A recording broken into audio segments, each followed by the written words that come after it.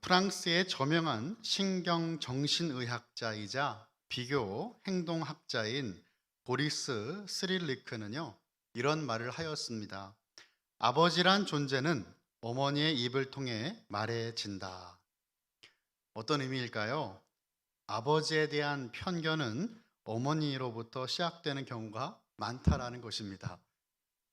왜 우리 자녀들이 아빠보다 엄마를 더 좋아하는지 그 미스테리가 풀렸습니다.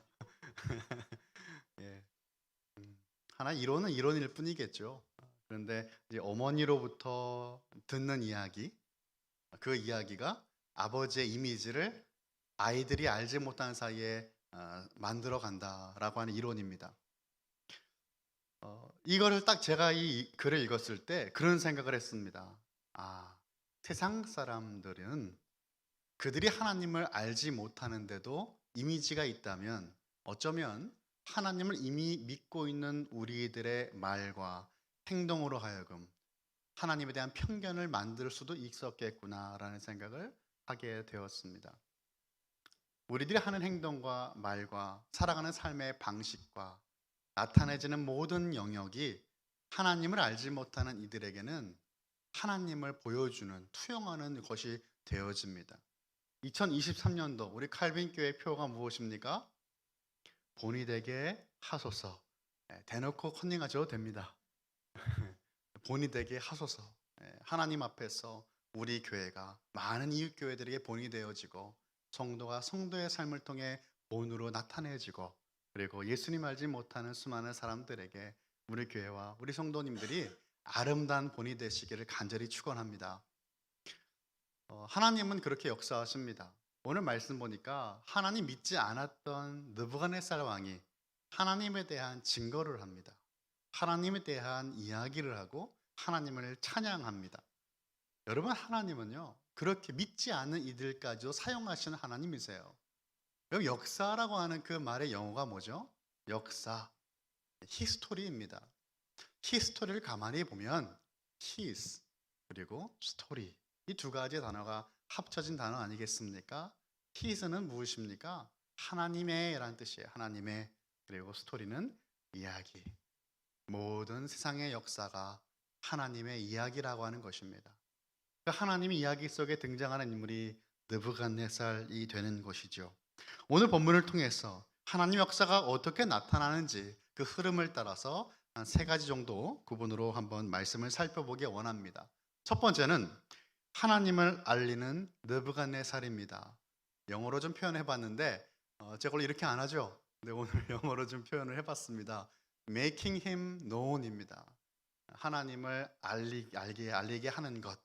그래서 정말 하나님을 알지 못했던 그 이방왕의 그 입술을 통해서 하나님이 증거되게 하시고 이방왕을 통해서 역사하시는 하나님이 놀라운 일들을 찬양하게 하시는 그 일들이 4장에 등장하게 됩니다. 오늘은 우리가 4절부터 읽었는데 1절부터 3절을 보시면요, 이 느부갓네살 왕은 그가 경험한 하나님에 대해서 지금 왕의 입장에서 조서를 내립니다. 그래서 온 열방에 그것을 알리게 하는 것이에요. 3장에 어떤 내용이 있었어요? 다니엘의 세 친구들이 금으로 만든 그 신상에 절하지 않자 보통 풀무불에 7배가 되는 7배나 더 뜨거운 그 풀무불에 그들을 던져 넣었죠. 그런데 하나님은 그들과 함께 하셨습니다. 들어갈 때는 3사람, 풀무불엔 4사람. 하나님의 그 아들과 같은 이가 함께 했던 그 순간들을 우리는 기억하고 느부갓네살도 그것을 기억하였습니다. 그래서 그는 하나님을 믿는 자들을 하나님이 구원하셨던 그 사건으로 말미암아 하나님을 찬양하게 되죠. 4장으로 넘어가면서 그가 다스렸던 모든 나라와 민족들에게 지금 조서를 내리는 것입니다. 1절을 보겠습니다. 느부갓네살 왕은 천하에 거주하는 모든 백성들과 나라들과 각 언어를 말하는 자들에게 조서를 내리노라 원하노니 너에게 큰 평강이 있을지어다 라고 말씀으로 시작합니다. 결국 이 조서를 지금 다니엘서에 기록한 이는 누구죠? 다니엘이에요. 다니엘인데 이 조서의 내용, 하나님의 말씀도 아닌 그 왕의 서신을, 편지를 지금 말씀에 기록해 넣고 있습니다. 왜일까요? 이 조서 안에 하나님의 역사가 담겨져 있기 때문이에요. 하나님은 왕에게 자기를 의뢰하는 자를 구하고 보존하는, 지키시는 분으로 지금 보이셨습니다. 2절을 보니까 또 이렇게 말씀하고 있어요. 지극히 높으신 하나님이 내게 행하신 이적과 놀라운 일을 내가 알게 하기를 즐겨하노라. 왕은 자신이 경험한 놀라운 신적인 경험, 그 사건에 대해서 모든 백성들이 알게 하도록 지금 그들을 초대하고 있어요. 여러분, 이적과 놀라운 일이라고 했습니다. 하나님께서 이스라엘 백성들을 구원하신 행위를 나타낼 때는 비슷한 표현들이 나와요. 출애굽기를 보면은 표징과 이적이라고 하는 말들이 있는데, 그 말이 언제 기록되냐 하면은 하나님께서 애굽의 바로를 굴복시키고 이스라엘 백성들을 종의 신분에서 이제는 자유의 신분으로 건져내실 때 표징과 이적이다라고 하는 표현이 등장했습니다. 이스라엘을 출애굽시키신 하나님은 지극히 높으신 하나님이세요. 지극히 높으신 그 하나님이 이제는 이방 왕의 그 입술을 통해서 증거되신다라는 겁니다. 3절의 말씀이에요. 참으로 크도다 그의 이적이요, 참으로 능하도다 그의 놀라운 일이요, 그의 나라는 영원한 나라요, 그의 통치는 대대에 이르리로다. 아멘. 3절을 보면요, 하나님을 찬양합니다. 하나님의 나라의 영원함을 찬양하고 노래하고 있어요. 이렇게 왕을 세우고 폐하는 이적과 놀라운 일을 경험했던 느부갓네살은 하나님의 통치와 하나님의 나라만이 영원한 것임을 깨달았지만 결국 그는 하나님께로 돌아서지 않고 자신의 자리로 돌아가게 됩니다. 느부갓네살은 자신을 나타내고 높이는 일을 끝내지 않았어요. 우리가 이 지금 4장 1절에 3절까지만 보면 느부갓네살 왕이 하나님을 인정하고 믿는 것처럼 보여지지만 사실은 그렇지 않았다라는 것입니다. 느부갓네살은 자기 자신과 자신의 신들을 더욱더 따르려고 하는 그 모습들을 우리는 본문에서 발견할 수가 있는 것이죠. 하나님께서 그토록 많은 기사와 이적을 보이셨고 느부갓네살 자신도 하나님을 찬양하는 조서를 내리고는 있지만 여전히 그는 믿음이 없는 모습으로 서 있습니다. 사랑하는 성도 여러분, 여기서 우리에게 던지는 메시지가 있습니다. 하나님을 믿지 않아도 찬양할 수 있다는 것입니다. 감탄할 수 있습니다. 놀랄 수 있습니다. 노래할 수도 있습니다. 예수님이 영접하지 않아도 교회에 올 수 있고 찬양을 뜨겁게 할 수 있고 감동도 받을 수 있고 눈물도 흘릴 수 있다, 그 말입니다. 하나님을 인정하는 것처럼 보여줄 수 있어요. 그런데 예수님을 믿지 않으면 하나님과의 관계가 시작될 수 없는 것입니다. 예수님을 믿지 않으면 여전히 죄인의 그 모습으로 자기 중심적인 삶을 살아가는 것입니다. 이것은 오늘 우리가 돌아봐야 될 우리의 모습입니다.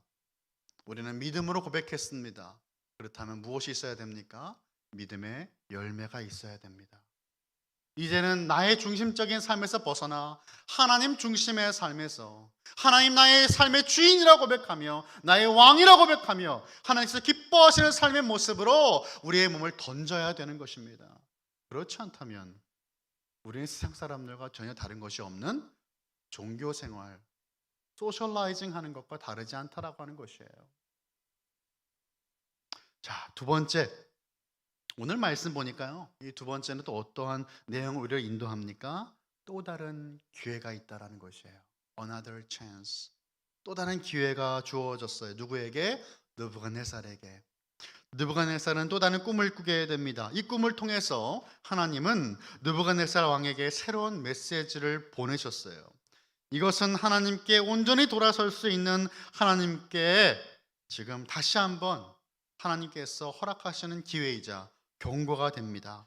4절부터 6절까지의 말씀을 우리 같이 한번 읽어볼까요? 시작. 나 느부갓네살이 내 집에 편히 있으며 내 궁에서 평강할 때에 한 꿈을 꾸고 그로 말미암아 두려워하였으니 곧 내 침상에서 생각하는 것과 머릿속으로 받은 환상으로 말미암아 번민하였었노라. 이러므로 내가 명령을 내려 바벨론의 모든 지혜자들을 내 앞으로 불러다가 그 꿈의 해석을 내게 알게 하라 하였더라. 아멘. 지금은 어떤 일들이 있었는지를 기록하고 있는 내용이죠. 왕이 왕궁에서 꿈을 꾸었습니다. 왕이 왕궁에 있는 건 당연한 것이잖아요. 그런데 가만히 있는데 너무 재밌는 부분을 발견했습니다. 말씀 보니까 내 집에 편히 있으며 내 궁에서 평강할 때라고 말씀되어 있습니다. 더 이상 자신을 괴롭히는 나라들이 없는 것입니다. 주변 나라들을 모두 정복했기에 더는 원정을 나갈 일이 없습니다.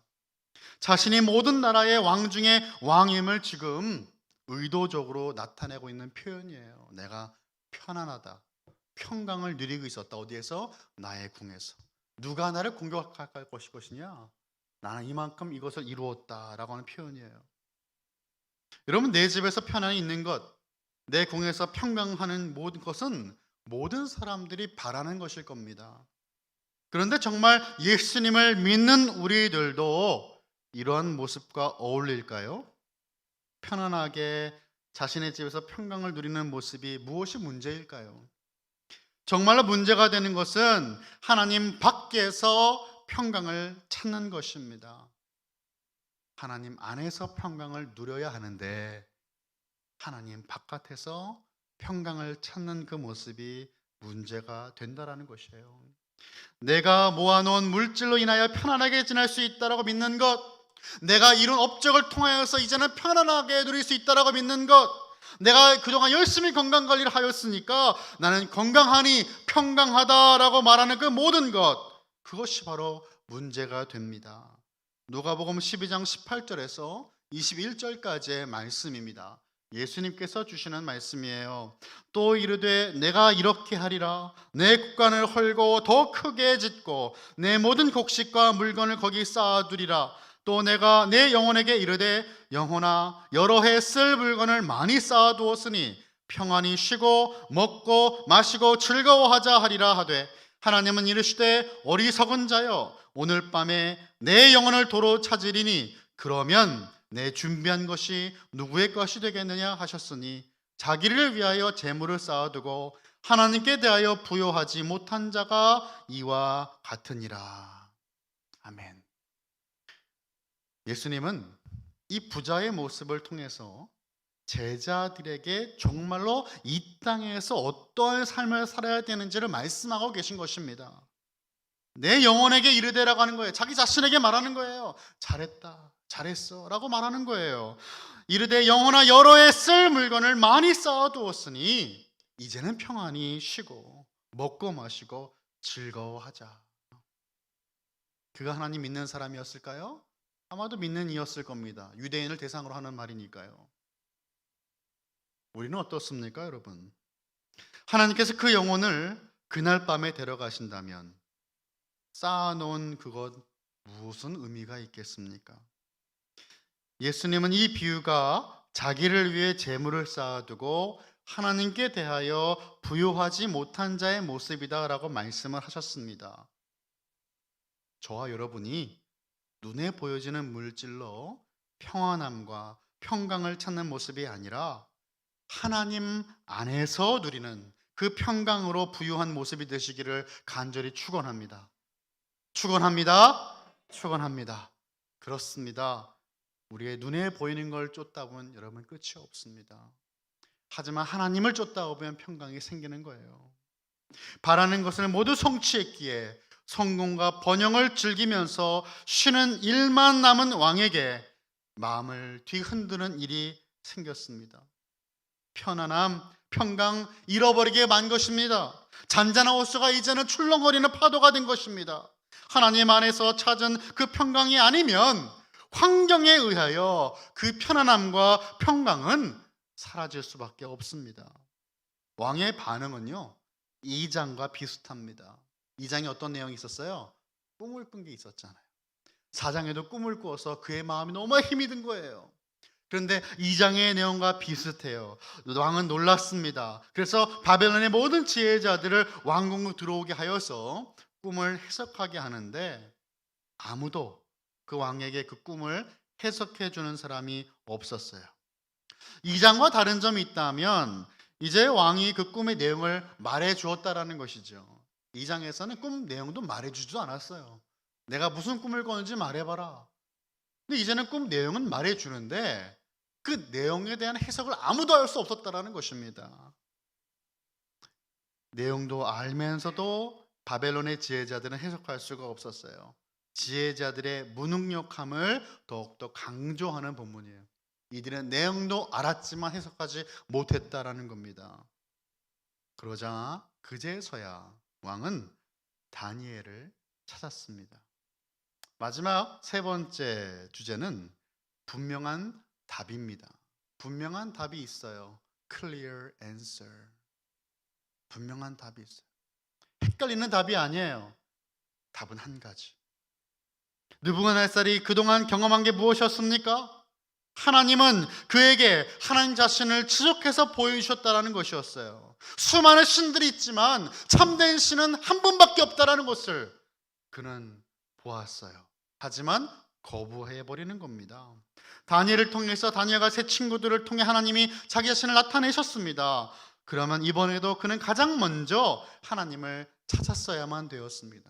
다니엘을 통해서 하나님께 나아갔어야만 되었지만 그는 그렇게 하지 않았다라고 하는 것이에요.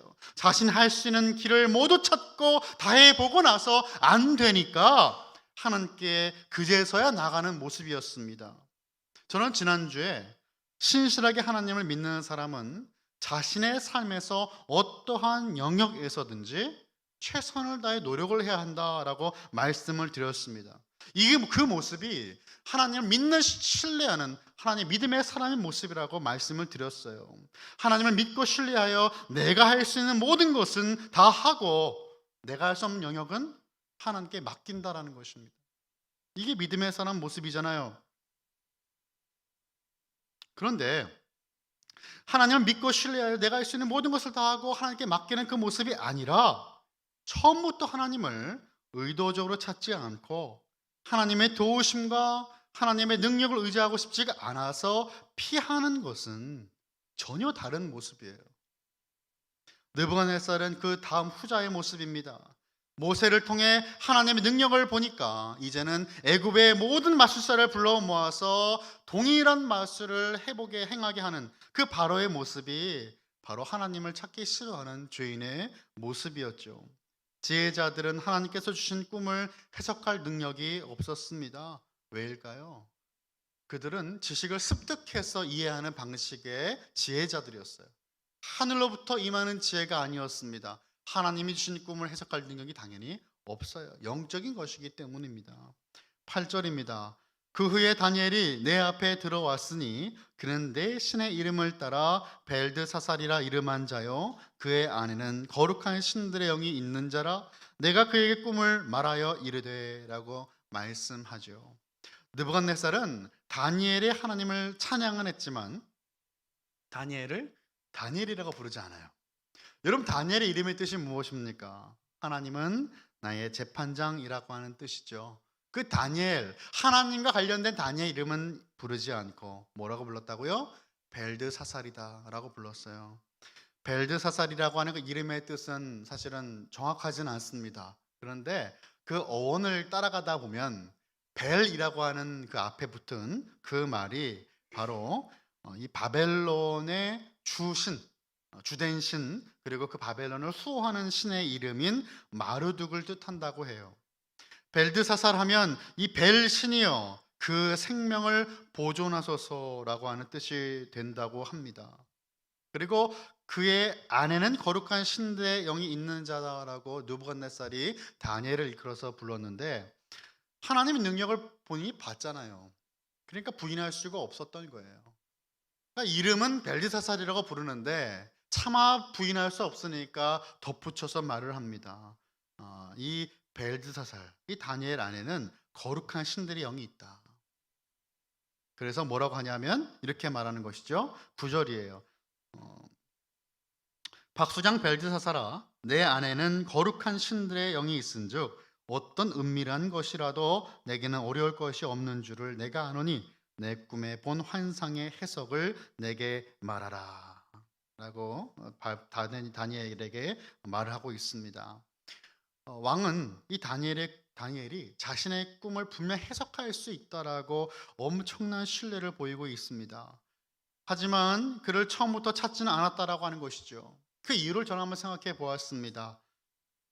나도 왕인데, 그죠? 자신이 왕이잖아요. 느부갓네살보다 더 높은 사람은 없잖아요. 그리고 그 당시에 고대 근동에서는 왕이고 신입니다. 그런데 지금 이 다니엘이라고 하는 그 인물, 다니엘과 세 친구들은 특별하거든요. 특이하거든요. 그들이 섬기는 신 외에 다른 신을 섬기질 않아요. 나도 그래도 왕인데 말이죠. 이들과 함께 할 때는 기분이 그렇게 좋지 않은 거예요. 그래서 찾지 않았을 것입니다. 하나님과 함께하는 다니엘이 더욱더 존귀하게 보여졌을 거예요. 하나님의 백성이라고 하는 그 당당함, 세상의 왕이 보았을 때 별로 가까이 하고 싶지 않았을 것입니다. 어둠에 속한 이가 빛에 속한 다니엘을 찾는 것이 꺼려지는 것은 당연해 보입니다. 느부갓네살은 이렇게 말하였어요. 어떤 은밀한 것이라도라고 했습니다. 은밀한 것이라고 하는 것은 뭐냐면 감추어진 거예요. 감추어진 것. 그러니까 지금 신적인 계시로만 해석될 수 있다는 것을 의미합니다. 하나님의 의도하여 감추어진 것을 우리는 알 수 없고 이 다니엘은 알 수 있다라는 의미죠. 자신이 어떤 꿈을 꾸었는지 말하지 않아도 이미 알고 있는 다니엘은 하나님의 거룩한 영이 함께 하시기에 아무리 은밀하고 감추어진 것이라고 하여도 해석할 수 있다라고 지금 세상 왕 느부갓네살 왕이 그렇게 다니엘을 소개하고 있는 것입니다. 믿지 않는 불신자의 입에서 이러한 믿음의 고백이 나오게 되었다라는 것입니다. 우리 칼빈교회의 성도들을 바라보며 믿지 않은 이들이 그렇게 우리를 불러주었으면 좋겠습니다. 마치 초대교회 당시 그리스도인이라고 아무도 부르지 않을 때 안디옥교회 성도들을 바라보며 그들은 예수를 닮은 이들이다, 그리스도인이라고 불려지게 되었다라고 하는 그 축복이 우리 사랑하는 성도님의 삶 가운데 받아지는 귀한 복이 되시기를 간절히 바랍니다. 10절부터 17절의 내용을 보니까 이제는 왕의 꿈에 대한 내용을 말하는 내용입니다. 큰 나무를 보았습니다. 땅 중앙에 거대한 나무가 있었는데 그 나무가 더욱 크고 견고하게 자라났어요. 높이가 엄청나게 돼서 하늘까지 닿아서 땅 끝에서도 그 나무를 볼 수 있게 될 정도였습니다. 잎사귀는 아름답고 열매는 풍성하였습니다. 모든 생명의 양식이 되게 충분하였어요. 그 그늘 아래에는 들짐승들이 자리 잡고 있었고 가지에는 하늘의 새들이 깃들었습니다. 그리고 모든 생물이 그 나무에서 양식을 얻습니다. 그리고 두 번째 환상으로 이어지는데 한 순찰자가 나와요. 하늘에서부터 내려온 거룩한 순찰자다라고 기록되어 있는데 거룩한 자 그리고 하늘에서 내려왔다라고 하는 표현이 같이 등장합니다. 그러니까 이 순찰자가 이 땅의 인물이 아니라 하늘에 속한 존재임을 나타내고 있는 것입니다. 순찰자는 큰 소리로 거대한 나무를 베어버리라라고 외쳤습니다. 왜 그 나무를 잘라버리라고 말했는지 이유는 등장하지 않아요. 하지만 제거하라라고 하는 명령이 주어졌습니다. 나무를 베고 가지를 자르고 잎사귀를 떼고 열매를 해쳐서 짐승들과 새들이 떠나가게 한 겁니다. 모든 생물들의 안식처와 양식을 제공한 그 거대한 나무는 이제 자신의 역할을 다하게 된 거예요. 나무는 그루터기만 남겨두었는데 왜 그루터기만 남겨두었을까요? 아직 뿌리째 뽑지는 않았다라는 의미예요. 다시 살아날 가능성을 남겨두었다라는 것입니다. 15절을 보면 나무에 쇠와 노줄을 동이는 모습이 나오는데 이제 드디어 나무가 무엇을 뜻하는지 조금씩 밝혀지게 되는 것이에요. 나무는 느부갓네살 왕을 의미하였습니다. 다니엘의 19절에서요. 이 꿈을 듣는 동안 한동안 놀라서 마음이 번민하였다 그랬어요. 그리고 그는 이렇게 말합니다. 차라리 왕의 대적에게 이 꿈이 이루어지기를 원합니다라고 말을 하였습니다. 무성한 나무가 그루터기만 남게 된 것은 결국 하나님께서 느부갓네살 왕을 심판하신다라고 하는 의미입니다. 그런데 심판으로 끝나는 것이 아니고 그루터기를 남겨두심으로 최후의 그 심판까지는 가지 아니하고 회개할 시간을 남겨주신다라고 하는 의미가 되는 것이에요. 하나님은 이방 왕일지라도 그를 사랑하셨습니다. 하나님께 돌이킬 기회를 또 주시는 것입니다. 그리고 그를 하나님 역사 가운데 사용하기를 원하고 계십니다. 사랑하는 성도 여러분, 말씀을 정리합니다. 우리가 살펴보고 있는 다니엘서는요, 다니엘이라고 하는 인물에 대한 전기가 아니에요. 다니엘과 세 친구, 그 세 친구들 사드락과 메삭과 아벳느고에 대한 이야기가 아닙니다. 하나님께서 이스라엘 백성들에게 어떻게 역사하셨는지에 대한 말씀이에요. 다시 말하면 하나님께서 이스라엘 백성들을 어떻게 구원하셨는가에 대한 말씀입니다. 그리고 그 다니엘과 세 친구들을 비롯한 이스라엘 백성들을 구원하신 하나님의 손길을 바라보며 우리는 무엇을 바라보게 됩니까? 저와 여러분을 구원하실 하나님의 구원의 손길을 발견하고 최종적으로는 우리를 구원하실 예수 그리스도께로 나아가게 되는 것입니다. 느부갓네살 아주 교만합니다. 인간의 몸을 입고 오신 예수님과는 완전히 대조되는 인물이었습니다. 느부갓네살은 마치 인간의 모습을 한 신처럼 군림하였어요. 그는 잔인하였습니다. 평화와 평강의 왕으로 이 땅에 오신 예수님, 만왕의 왕으로 이 땅에 오신 예수님, 하지만 그 예수님 어린 나귀를 타고 입성하셨어요. 겸손의 모습을 보이신 예수님과는 너무나 다른 모습이었습니다. 하나님은 이러한 느부갓네살을 향하여 참고 또 참으시는 거예요. 바로 심판하지 않으셨습니다. 계속 메시지를 보내주시는 것입니다. 그에게 보내신 그 인내하심과 오래 참으심은 결국 우리를 향하신 하나님의 인내와 오래 참음입니다. 느부갓네살을 보면 그래서 우리는 우리 자신의 모습을 발견해야 되는 것입니다. 교만과 이기심과 탐욕스러운 그 모습을 이제는 하나님 앞에서 벗어야 한다 그 말이에요. 하나님을 경험했음에도 불구하고 하나님 믿지 않는 그 모습으로 계속하여서 하나님의 은혜를 모르는 사람처럼 그 모습으로 돌아가려고 하는 그 모습들 말입니다. 하나님의 그 영광보다는 자신의 영광을 구하며 살아가는 그 모습들 이제는 버려야 합니다. 하나님께서 원하시는 모습으로 돌이켜야 한다는 것입니다. 그 느부갓네살 왕의 그 모습은 저와 여러분의 모습과 너무나 닮아 있는 거예요. 하지만 하나님은 꿈을 통해서 자기 자신이 최고인 줄 알고 살아가는 느부갓네살에게 하나님께서 그에게 허락하신 것은 돌이킬 길이었습니다. 유일한 길, 그리고 명확한 답, 예수 그리스도를 우리에게 떠올리게 하는 말씀이 되는 것입니다. 사랑하는 성도 여러분, 하나님은 오늘도 우리에게 돌이킬 시간을 주십니다. 유일한 답 대신 예수님께로 나아가게 하십니다. 유일하게 답이 예수님께로 나아가 믿음으로 하나님께서 원하시는 삶의 방향으로 돌이키게 하셔서 하나님께서 기뻐하시는 의의 열매를 맺게 하시는 것입니다. 하나님 백성으로 다시금 돌아와 하나님 안에서 평강을 누리는 그 모습으로 살아가시는 저와 여러분, 우리 모든 칼빈의 가족들이 다 되시기를 예수님의 이름으로 간절히 축원합니다.